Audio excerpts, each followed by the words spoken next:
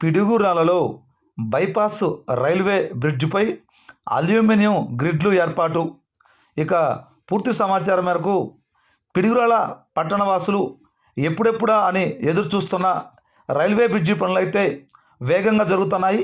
ఈ క్రమంలో భాగంగా రైల్వే బ్రిడ్జి నేపథ్యంలో భాగంగా నేడు అనగా శనివారం మధ్యాహ్నం 1 గంట సమయంలో భాగంగా రైల్వే బ్రిడ్జి నేపథ్యంలో భాగంగా అల్యూమినియం గ్రిడ్లు అయితే నేడు ఏర్పాటు చేస్తున్నారు.